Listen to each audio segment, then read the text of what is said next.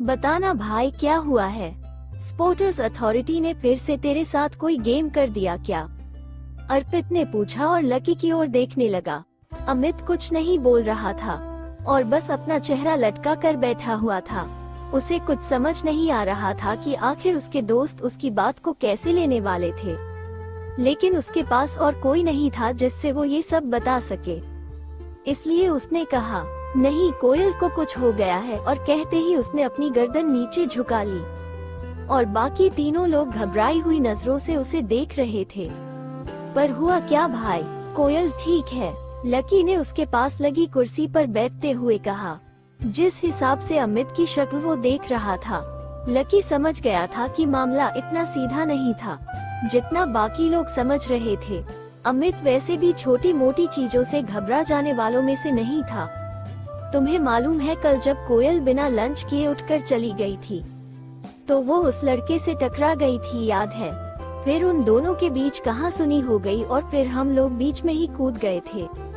बाद में कोयल ने वहाँ से निकलकर पुलिस में उसकी शिकायत भी कर दी थी, लेकिन मुझे आज मालूम पड़ा कि वो आदमी कौन था। अमित ने घबराते हुए कहा। कौन था? लकी ने पूछा।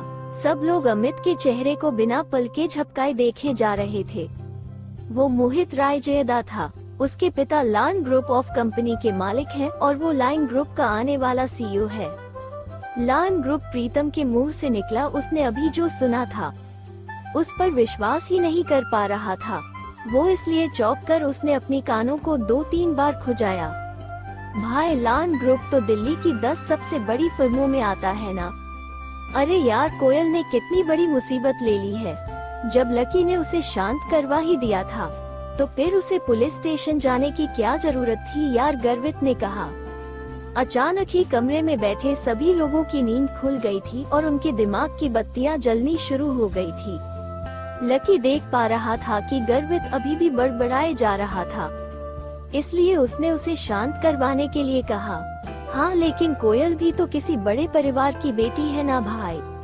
भाई, उसके पिता का अकाउंट अगर न्यू सिटी बैंक में है तो वो भी तो पावरफुल होगी ना, लकी ने कहा।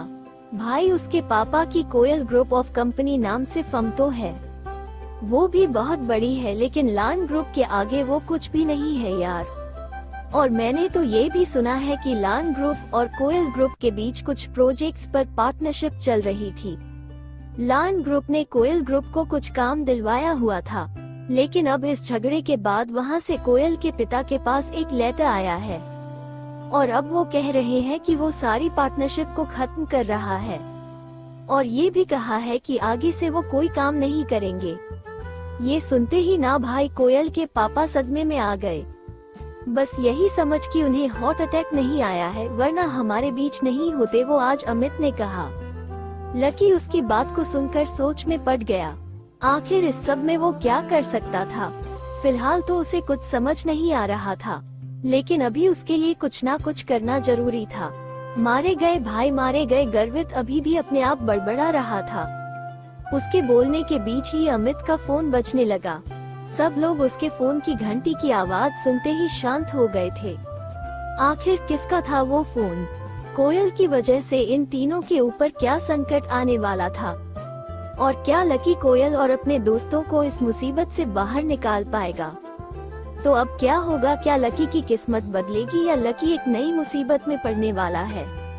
अब आगे क्या होगा, इसके लिए सुनते रहिए लकी की कहानी अपने इस चैनल पर।